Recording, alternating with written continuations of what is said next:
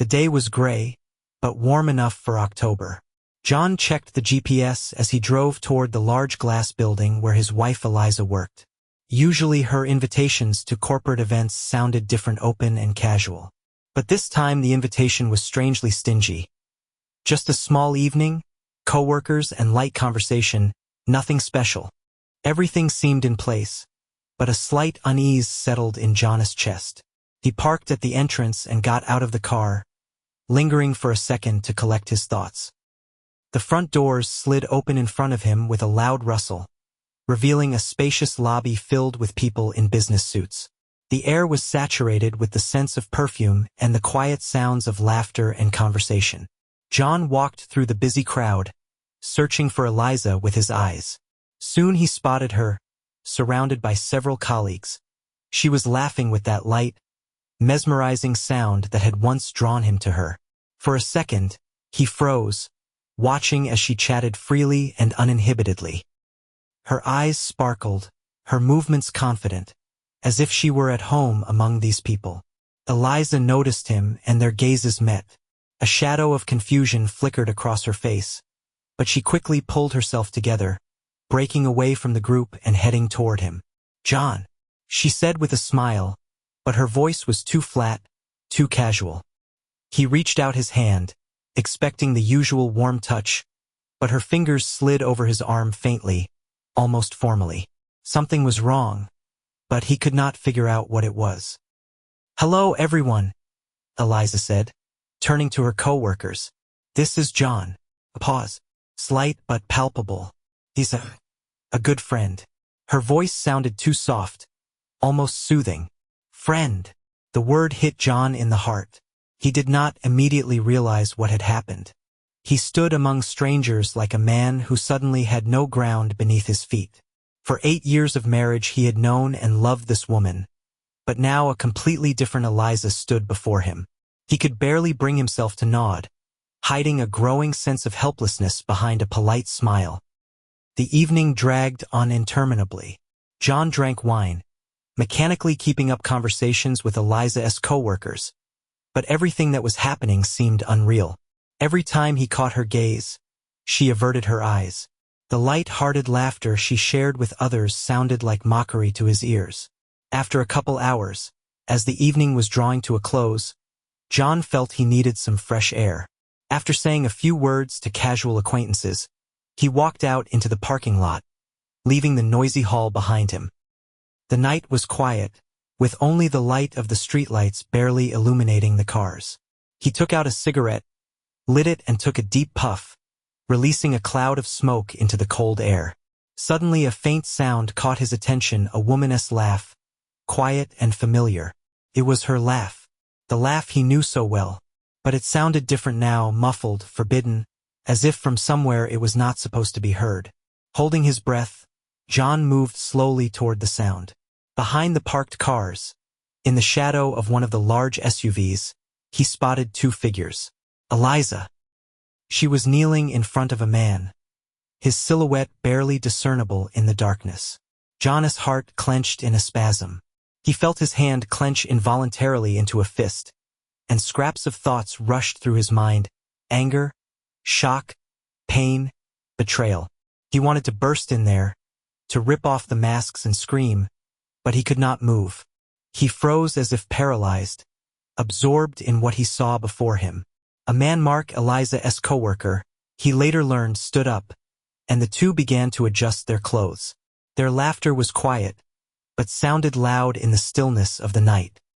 They did not even realize someone was watching them from the darkness.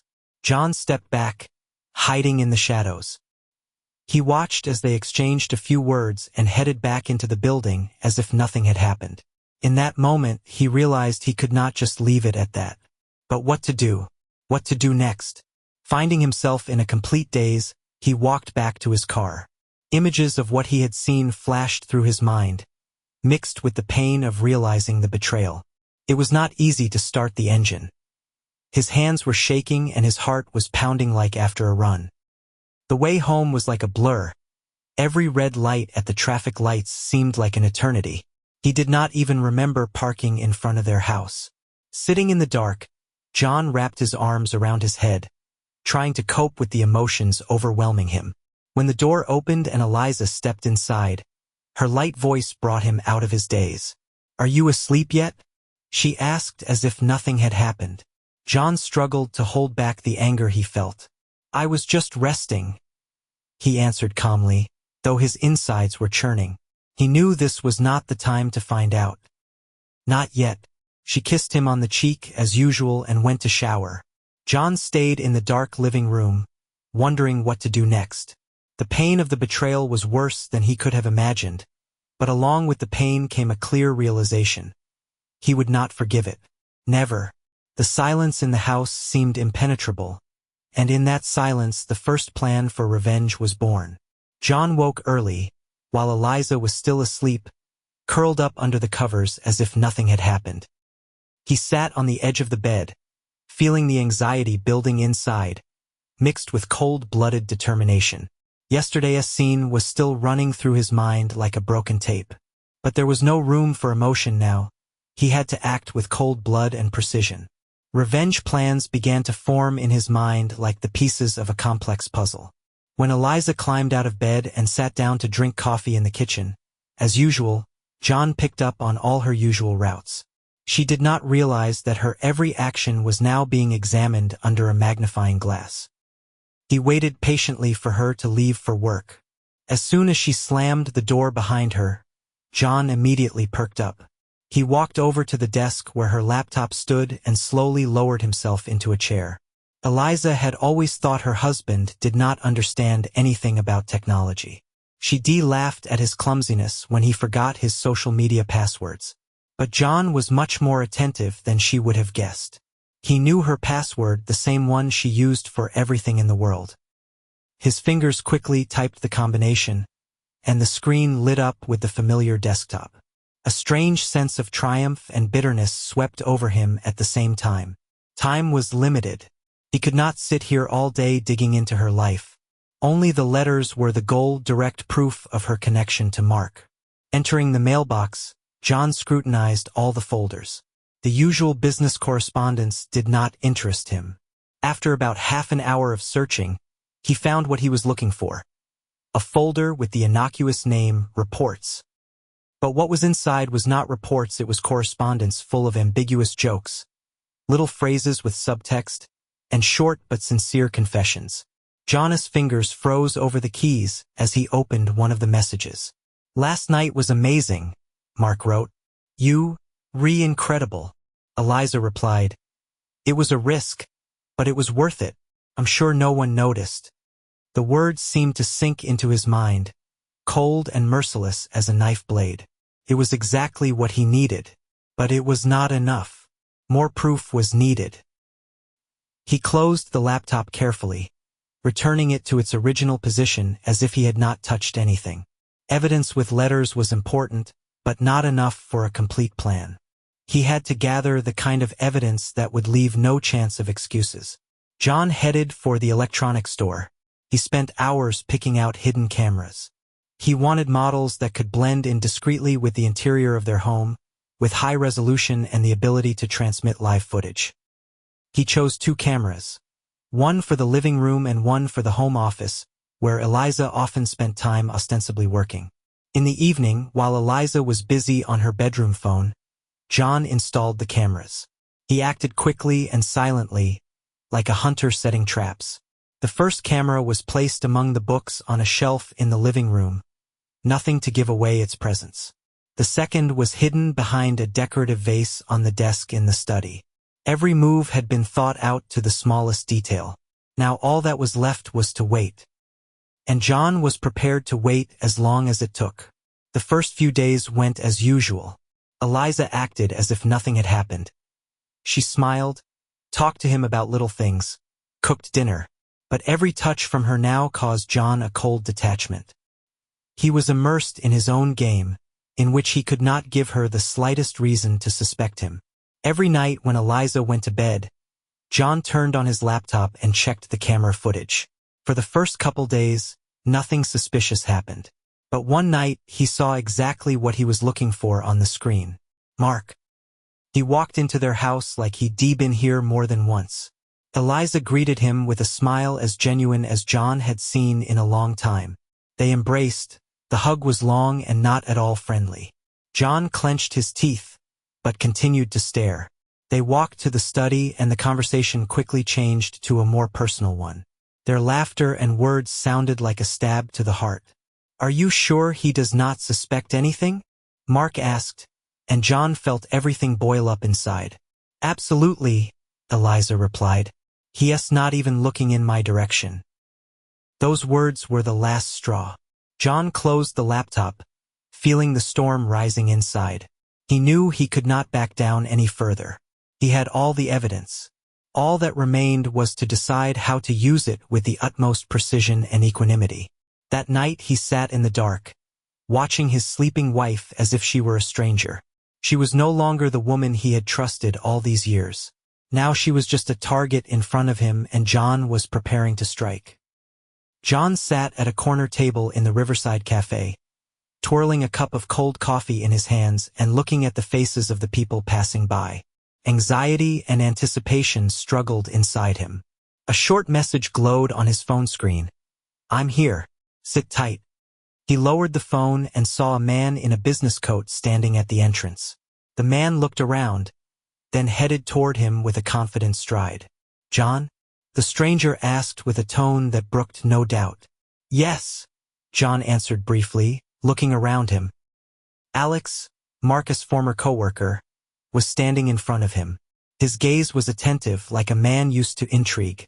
Alex sat across from him, tossing a leather folder on the desk. His movements were quick and abrupt, as if he was acting on autopilot. "Let's cut to the chase. You want revenge, so do I." Alex clasped his hands together, staring intently at John. "You and I can help each other." "I'm listening," John said calmly, trying to hide the tension. Alex glanced around, making sure that no one was listening. "I had a conflict with Mark. He got involved in a project that was supposed to be mine and screwed me in front of the management. I lost my job because of him." Alex's voice shook with restrained anger. "And now I find out he's having an affair with your wife. I'm sure we need to act together." John clenched his cup so hard his knuckles turned white, but his voice remained steady. "What do you suggest?" "I have a plan. We get Mark to confess his affair with Eliza in front of HR. Do you realize what will happen?" Alex grinned slightly. "His career will be over.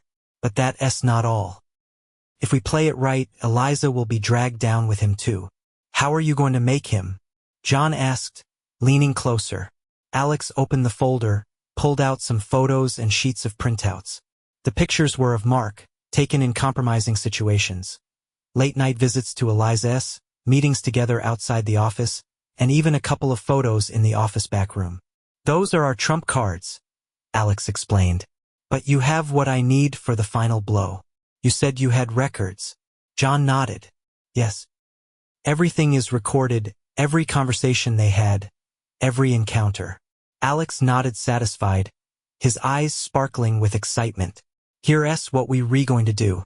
You invite Mark to your house. You convince him you have the tapes. We give him a choice. Either he goes to HR and confesses, or we send those tapes not only to the company, but also to his family if he has any. He would not be able to get away with it." "What about Eliza?" John asked, lowering his gaze into his cup. Alex grinned. "We keeping her in the dark. Let her think everything's going according to plan. If Mark gives up, her career is over. If she tries to get away with it, we catch her at it. People like her always have a weak spot." John silently considered what he'd heard. A picture of the perfect plan was forming in his mind. He felt the anger inside him take shape and direction. He was no longer the victim. He was now the hunter. "When do we start?" he asked, raising his eyes to Alex. "Tonight," he answered briefly, getting up from the table. "You'll invite him to your place tomorrow night. Let him think he can make a deal." John nodded. He knew there was no backing down now. The next day John sat in the living room and waited. Eliza had gone to meet a friend, and he was preparing for the most important conversation of his life. In his hands he held a flash drive with compromising recordings. The threat was real, and Mark must realize that. The doorbell rang. John slowly stood up, smoothed his hair, and opened the door. Mark stood in front of him, shuffling nervously from foot to foot. "Come in," John invited him calmly. Mark came in, his eyes roving around the room as if he were looking for a way out of the trap he walked into. John pointed to a chair, and Mark reluctantly sat down. "We both know why you here," John began, sitting down across from him. "Let us get right to the point." He pulled out a flash drive and placed it on the table between them.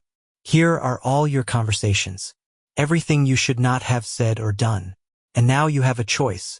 Either you confess everything to HR, or these tapes will go straight to the company and those you care about." Mark turned pale.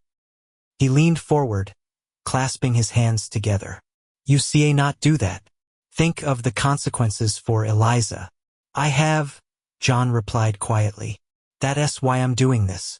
Mark realized there was no way out. He nodded slowly, admitting defeat. "All right, I'll do the whole thing. But damn it, it will destroy her. Do you realize that? She has already destroyed everything that mattered to us?" John replied coldly. That was the end of their conversation. Mark left the house and John remained seated in his chair, feeling a cold satisfaction flaring inside him. The first part of the plan was complete. Now all that was left to do was wait for the corporate wheels of justice to start up and grind down anything that got in their way. It had been 2 days since Mark had left John's house, broken and cornered. Now all that was left to do was watch events unfold. John followed the corporate news with undisguised curiosity. On the 3rd day, confirmation came. Mark had held up his end of the bargain. HR launched an internal investigation into his affair with Eliza. Phone calls, emails, and staff meetings began to fill her days with anxiety. Eliza would walk around the house agitated, talking to someone on the phone in a whisper and repeating endlessly that it's a misunderstanding. But John knew this was only the beginning of the end. He sat in his chair with an expression of absolute calm, like a ship's captain watching his enemies drown in a raging sea. That evening, when Eliza returned from work, she looked confused. Her face was a mixture of fear and despair. She dropped her bag by the door and smiled weakly, trying to make casual conversation. "It's been a rough day," she muttered as she walked past John into the living room. "Everything just kind of fell on top of my head." He watched her in silence, watching her as she lost her confidence more and more. This was the moment he'd been waiting for. "Eliza," he called calmly, but there was such force in his voice that she stopped before she reached the kitchen. "What?" She turned, looking at him warily. "Sit down. We need to talk." Eliza froze, as if she felt her world was about to collapse. But she complied and sat on the edge of the couch, folding her hands in her lap. John stood up, walked over to the TV and plugged in a flash drive. The screen lit up and a video opened up in front of them. A hidden camera scene appeared on the screen. Eliza and Mark in her office, embracing and talking frankly. Eliza froze as if paralyzed. She tried to say something, but the words stuck in her throat. The video continued, exposing their every gesture, every smile, every touch filled with betrayal. "Where are you?" she began, but her voice trailed off. "I knew about everything from the beginning," John interrupted her. "I waited to make sure it was true." Eliza covered her face with her hands, but John did not let her hide from reality. He turned off the video and turned to her, standing over her like a judge ready to pass judgment. "I'm filing for divorce tomorrow," he said without emotion. "The terms will be as unfavorable to you as possible. I've already prepared everything." Eliza looked up at him with eyes full of horror. "John, please. It was a mistake. We can make it right. I'll fix it." She tried to take his hand, but he pulled back as if from poison. "No, Eliza," he replied with icy certainty. "You have made your choice. Now you will live with its consequences." Her face contorted with despair. Tears streamed down her cheeks, but John felt no compassion. He stood before her as a man completely free of the past. "You ruined everything," he said quietly. "I believed you, trusted you, and you destroyed it all for the sake of an empty infatuation." Eliza fell to her knees before him, begging him to give her another chance. But he had already made his decision. Her words were as empty as the promises she'd broken. "Goodbye, Eliza," he said, walking past her. "You're on your own now." John walked out of the house, leaving her in tears and alone.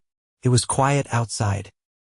He took his wedding ring out of his pocket and walked slowly to the river that ran not far from their house.